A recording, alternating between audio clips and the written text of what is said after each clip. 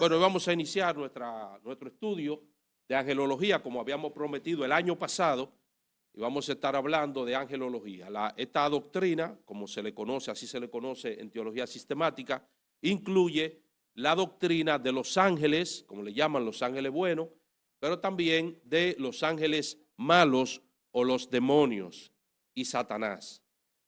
Entonces, nosotros vamos a estar estudiando este tema. En esta primera parte nosotros vamos a estar estudiando los ángeles buenos, tanto en el estudio de esta noche como también en el estudio de la próxima semana estaremos considerando los ángeles buenos y luego entonces nosotros pasaremos a considerar la doctrina acerca de Satanás y los demonios, luego que hayamos estudiado en estos dos primeros estudios los ángeles buenos, una perspectiva bíblica, histórica y teológica, un análisis de la naturaleza, la jerarquía y ministerio de los ángeles buenos o espíritus celestiales o ministros espirituales, usted le quiera llamar. Algunas definiciones fundamentales. El alcance del estudio va a incluir la naturaleza, la jerarquía y función de los seres celestiales, iniciando, como ya dijimos, con los ángeles buenos. Y luego pasaremos a los ángeles malos. Un término clave, o podríamos hablar de dos términos clave en el estudio de los ángeles, es el término hebreo, la palabra hebrea malak, y esa palabra se traduce como mensajero. Eso es en el Antiguo Testamento. En el Nuevo Testamento la palabra que se usa es la palabra griega ángelos, que se traduce como ángel, pero en realidad significa lo mismo, tiene el mismo significado, significa mensajero, eso es lo que significa. Y en el uso bíblico predominantemente es usado para seres sobrehumanos, enviados por Dios, para seres espirituales, para seres angelicales, aunque no únicamente. A veces se aplica a profetas, a veces se aplica a sacerdotes. El contexto siempre va a determinar en qué sentido se está utilizando la palabra. Esto es importante. Eso es importante siempre. Siempre el contexto va a determinar en qué sentido es que se utiliza la palabra.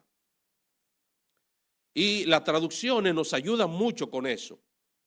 Por ejemplo, en Malaquías 3 dice, cierra el libro, Malaquías 4, versículo 5 dice, he aquí yo envío mi mensajero, pero literalmente el texto hebreo lo que dice es, yo envío mi ángel.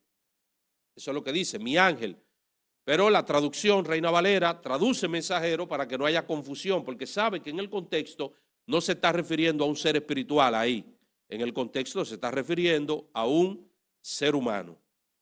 Y entonces por eso lo traduce mensajero ahí.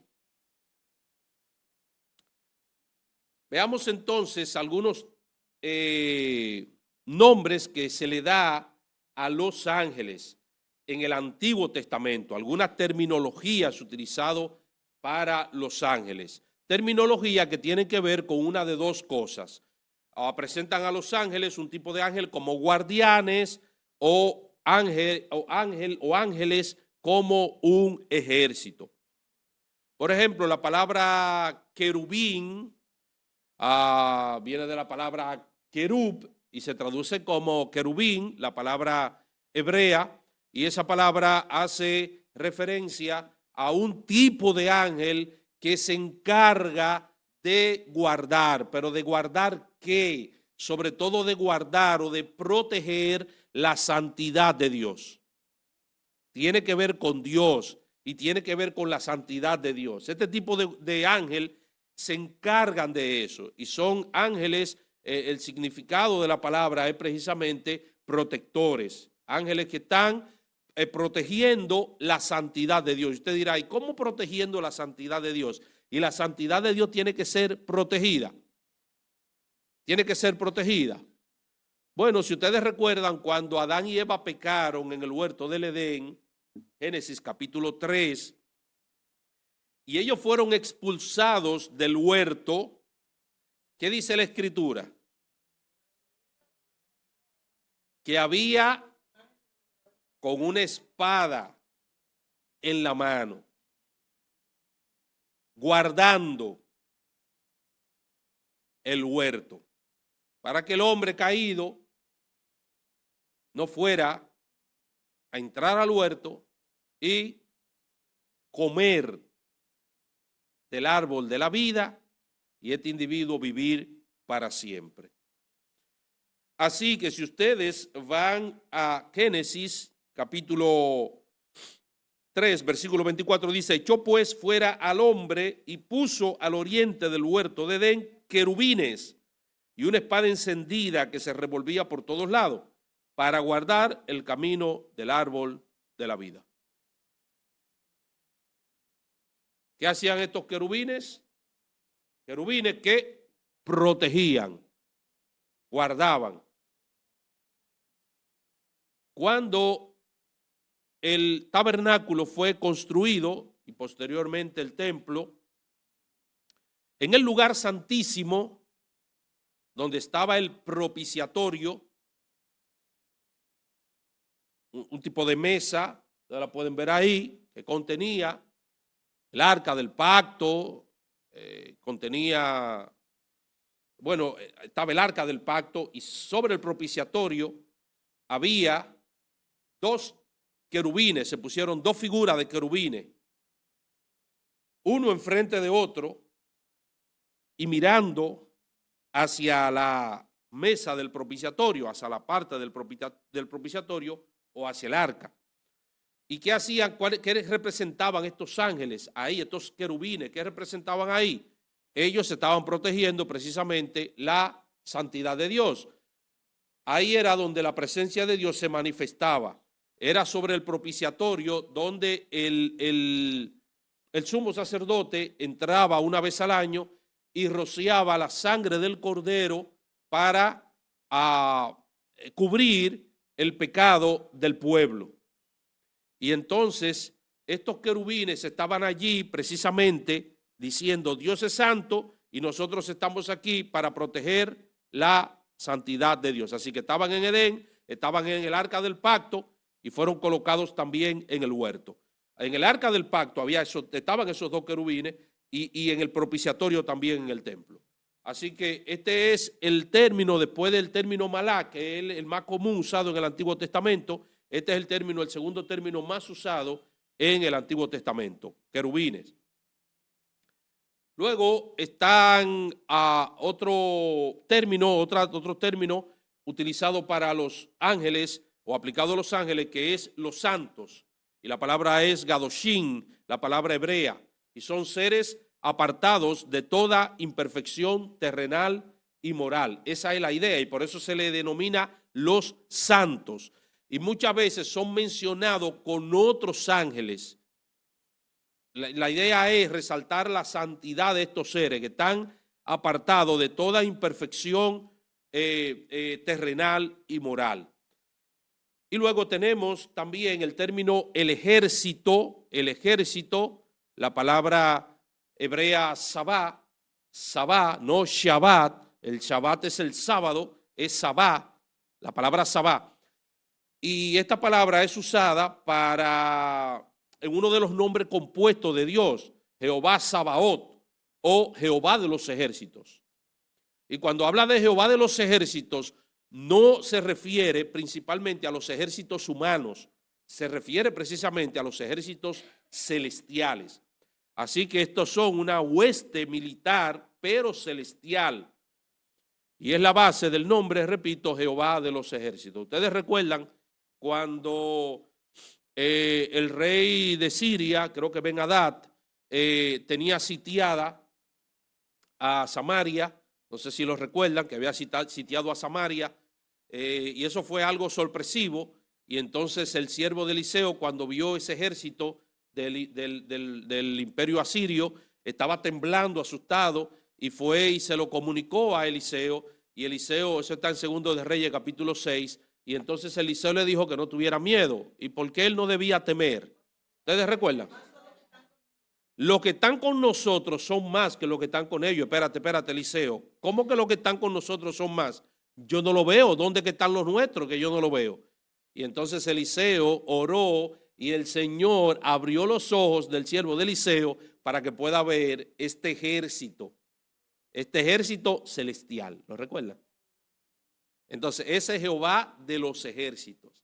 Ese es el ejército al que hace referencia. Esa hueste de ángeles que pelean por el Señor y pelean a favor del pueblo de Dios. Otro término es el vigilante, y es la palabra hebrea ir. Y se menciona en Daniel capítulo 4, 3 veces, solamente este término aparece en ese capítulo, se menciona 3 veces, Daniel capítulo 4, si mal no recuerdo, porque esto debió ponerme los versículos aquí, pero si mal no recuerdo, Daniel capítulo 4, versículo 13, versículo 17 y versículo 23.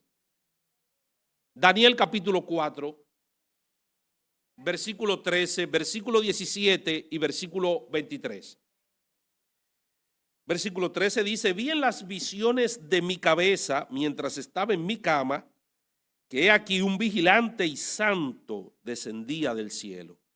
¿Ven cómo se utilizan aquí los dos términos? El término ahorita que veíamos, el término santo, el santo o los santos, el término gadosh, o en su plural, ¿verdad? En su forma plural, gadoshim. Ahí, vi un vigilante y santo, dice Daniel aquí. ¿Qué es ese vigilante? ¿Qué era ese vigilante? Un ángel, un tipo de ángel que tiene una misión específica. La palabra hebrea que se traduce como vigilante solamente aparece aquí. Se deriva de un verbo que significa quitar el sueño o despertar. Eso es lo que significa esto. Y la idea es, por eso se le llama vigilante, porque estos sujetos no duermen. No duermen. Siempre están despiertos, siempre están vigilando las acciones humanas y siempre están vigilando lo que Dios tiene que comunicarle a la gente. Siempre están en ese sentido. Y puede ser también que esto tenga una aplicación en el sentido de despertar la mente de alguien, porque mientras ¿cómo recibió esta revelación? ¿Cuándo recibió esta revelación? ¿Qué estaba haciendo Nabucodonosor? Cuando el ángel le reveló esto. Estaba durmiendo. Mientras estaba durmiendo, el ángel le dice: despiértese. Tengo que decirle algo. Ahora, tengo que comunicarle algo. Versículo 17. La sentencia es por decreto de los vigilantes y por dicho de los santos, la resolución. Versículo 23. Y en cuanto a lo que vio el rey, un vigilante y santo que descendía del cielo y decía: cortate el árbol, que pues ya Daniel le está dando la interpretación y le está diciendo qué es lo que eso significa. Así que ese es otro término. Entonces ya hemos visto aquí, ¿cuántos términos? 4 términos hemos visto. El término querub, que se traduce como querubín o querubines. En el Antiguo Testamento, los querubines, ¿qué es lo que hacen los querubines? Protegen la santidad de Dios. Vimos los términos santos, gados o gadoshim. ¿Y qué es lo que hacen ellos? Seres apartados de lo terrenal y de toda imperfección moral. El ejército, Saba, el ejército, ¿verdad? El ejército, Sabá. Entonces, ¿qué hacen ellos? ¿Qué hacen ellos? Son los que pelean por Jehová. Son los que pelean por Jehová y a favor de su pueblo. Y ustedes lo encuentran mucho en el Antiguo Testamento. Ustedes recuerdan cuando el Señor Jesucristo fue apresado en Getsemaní.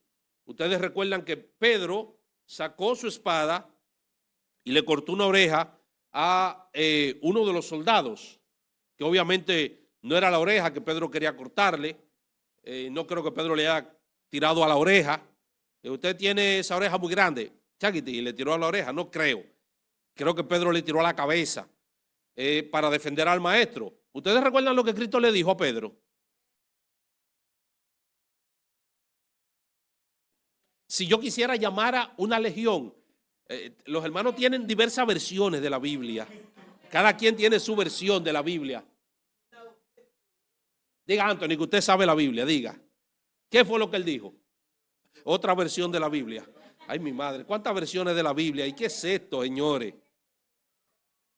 Pedro, mete tu espada en la vaina, Pedro, porque los que matan a hierro van a morir. 12 legiones de ángeles, orar a mi Padre, y que Él no me mandaría más de 12 legiones de ángeles. Y Jesús está pensando en las legiones romanas. ¿Sabe cuántos soldados componían una legión romana? ¿Saben cuánto? 6,000 soldados. Él le está diciendo, ¿usted cree que no me puede dar más de 12 legiones de ángeles? Más de 12 legiones, más de 12. Ahora recuerden que en el Antiguo Testamento un ángel se levantaba y en un ratico mataba qué sé yo cuántos miles, en un ratico. El ángel de un ratico mató qué sé yo cuántos miles, un ángel nada más. Es para que tenga una idea, Pedro.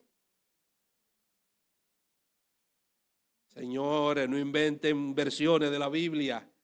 Y si la van a inventar, traten de que sean fieles al original. Otro término que se usa, otra terminología usada en el Antiguo Testamento es los hijos de Dios. Los hijos de Dios. Job capítulo 1, versículo 6. Capítulo 2, versículo 1. Daniel capítulo 3, versículo 25. ¿Quiénes eran esos hijos de Dios que fueron a presentarse? ¿Quiénes eran? Los ángeles, porque estaba Satanás con ellos. A propósito, en un sentido creador, todas las criaturas, los ángeles y los seres humanos somos hijos de Dios, en un sentido creador.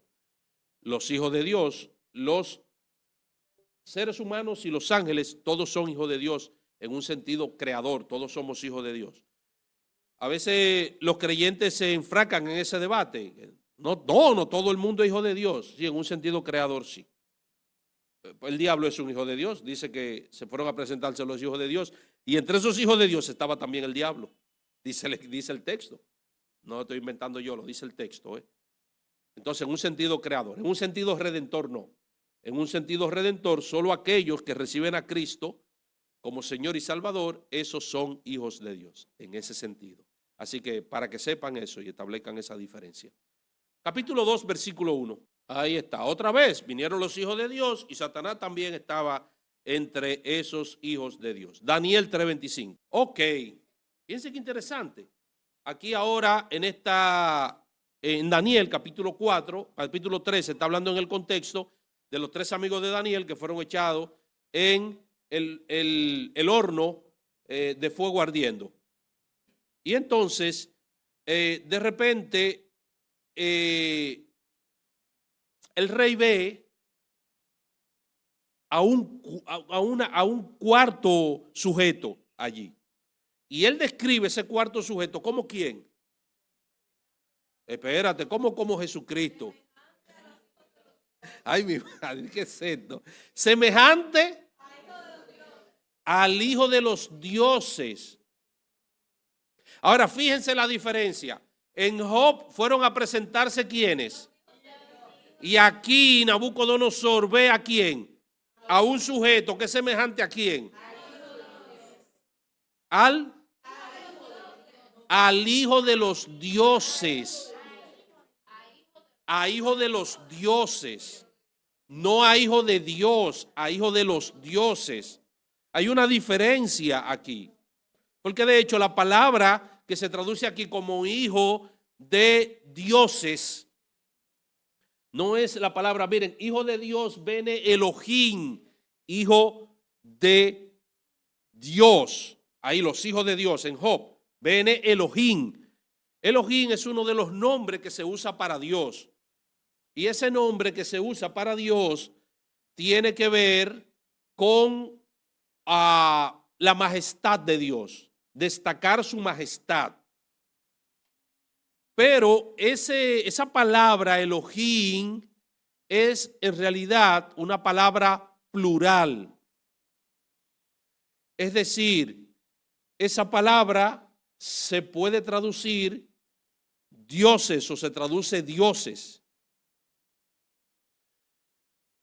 Por ejemplo, en Génesis capítulo 1, versículo 1, dice, en el principio creó Elohim, es la palabra que aparece ahí. Porque es un plural, pero es un plural de majestad. En el principio creó dioses. Se puede traducir así. El asunto es que nuestra traducción en español, cuando lo traducimos al español, hay un problema, ¿sí o no? ¿Cuál es el problema? ¿Cuál es el problema cuando lo traducimos al español? ¿Cuál es el problema? No se puede traducir así al español. ¿Se puede traducir así al español? Podemos traducir al español, en el principio creó Dios en los cielos y la tierra. ¿Por qué? Porque el verbo está en singular y el sustantivo está en plural. Y eso es imposible, tiene que haber concordancia entre el verbo y el sustantivo. No puede ser en el principio creó ellos, no, creó ellos, no.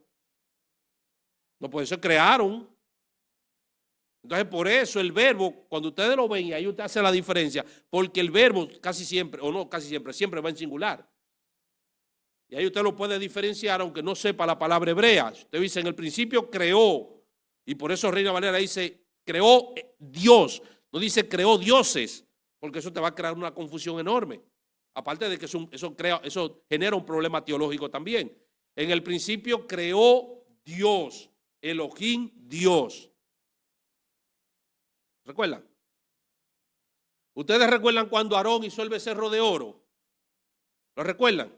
Incitado por el pueblo. ¿Qué le dijo Aarón al pueblo? Israel, estos son tus dioses.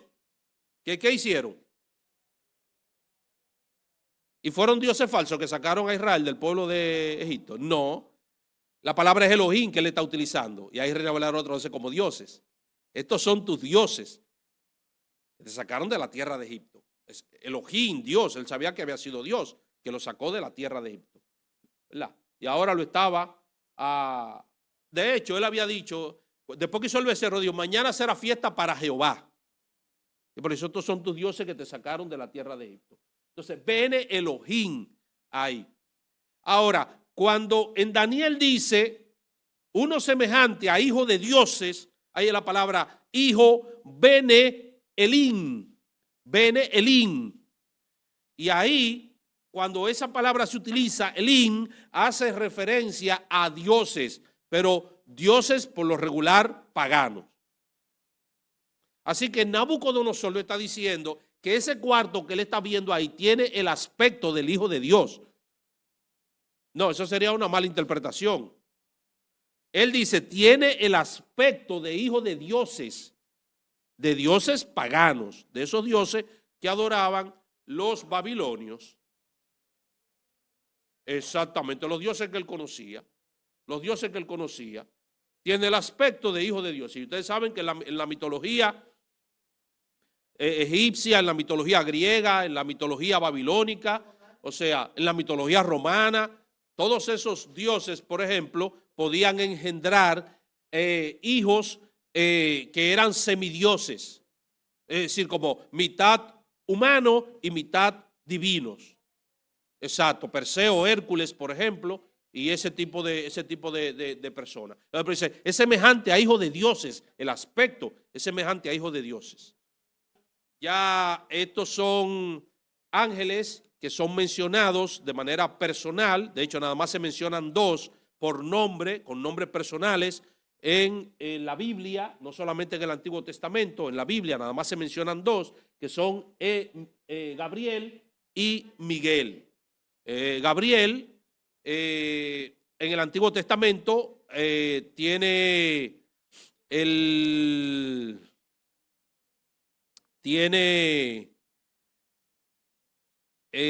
la función, tanto en el Antiguo como en el Nuevo Testamento, de anunciar, de revelar la voluntad de Dios. Y en algunas ocasiones incluso de interpretar la palabra de Dios. Lo hace, por ejemplo, con Daniel, en algunas ocasiones que le interpreta o le revela, en algunos momentos específicos, le revela la voluntad de Dios. Así que estos son ángeles, es el que aparece, por ejemplo, en el Nuevo Testamento también, comunicándole comunicándole a Zacarías que va a tener un hijo, que su esposa va a tener un hijo, que ellos van a tener un hijo, comunicándole a María el mensaje de que ella también va a concebir del Espíritu Santo, el ángel Gabriel.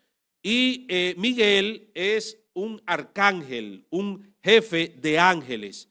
Y entonces este jefe de ángeles, un arcángel, se menciona en el libro de Daniel y tiene esa función también de revelar, de comunicar la voluntad de Dios y de interpretarle cuando Daniel no entiende, una visión que no le entiende y Daniel ora al Señor y él entonces le da la interpretación. Y dice Judas lo cita en el Nuevo Testamento que él contendió con Satanás por el cuerpo de Moisés. Eso está en Judas. Que él contendió por el cuerpo de Moisés. Cuando Moisés muere, no se sabe dónde se sepultó a Moisés. Y no se sabe qué pasó con su cuerpo. Y no se sabe qué pasó con su cuerpo. Dios lo hizo de esa manera por la trascendencia que tuvo Moisés en el pueblo de Israel. Si lo enterraban en un lugar, ahora mismo se estuviera adorando la tumba de Moisés.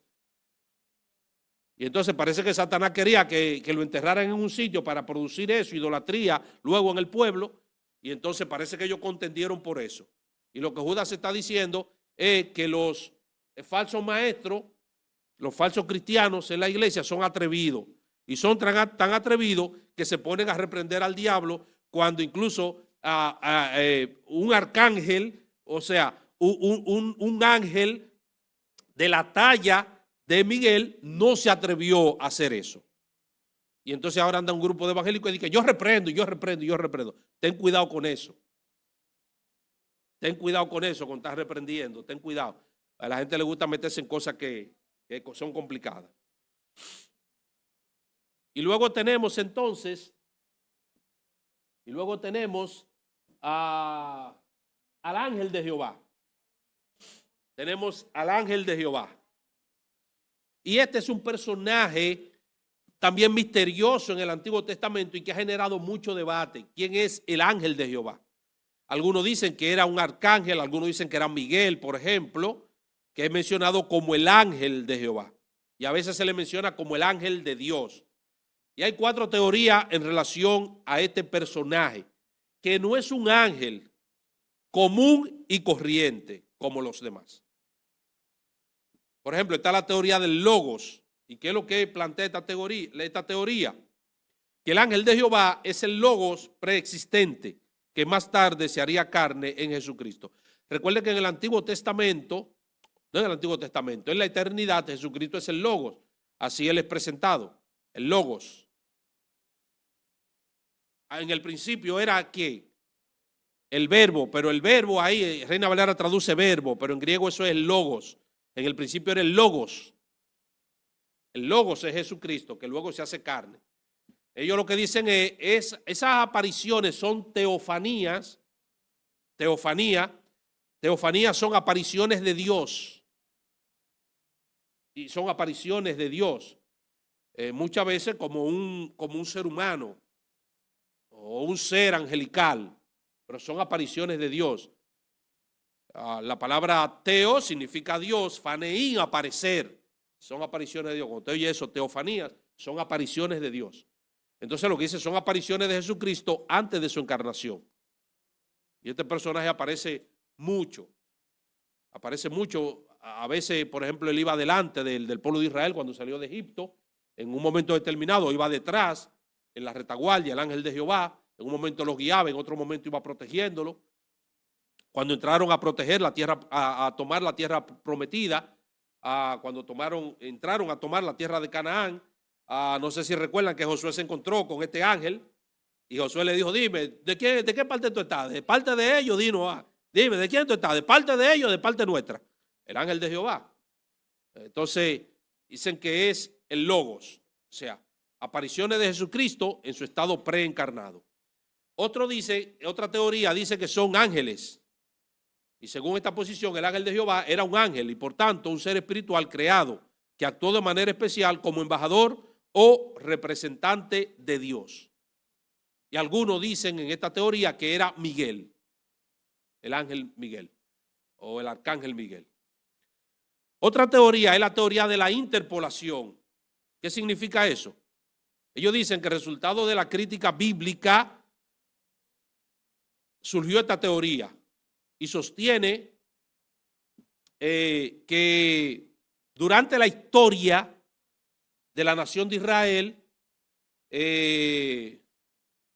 como habían muchos pasajes que se referían a Dios en una forma antropomórfica, es decir, presentando a Dios como un ser humano o con cualidades de un ser humano, eso es lo que se llama antropomorfismo.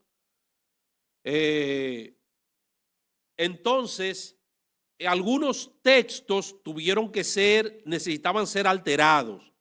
Así que algunos redactores de la Biblia insertaron la palabra ángel en esos textos y le pusieron el ángel de Jehová.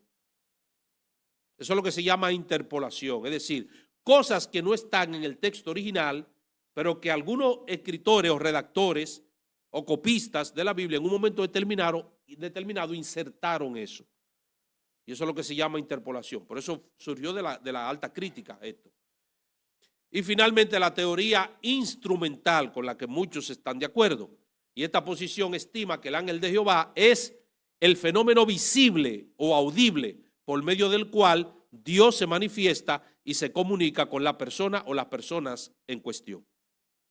Así, el ángel es el instrumento de la comunicación divina. Es decir, cuando Dios quiere comunicarse con alguien, Él personalmente, entonces recurría a este medio instrumental llamado el ángel de Jehová. El mismo Dios para comunicarse con la gente o con las personas que Él se quería comunicar en un momento determinado de manera personal. Preguntas.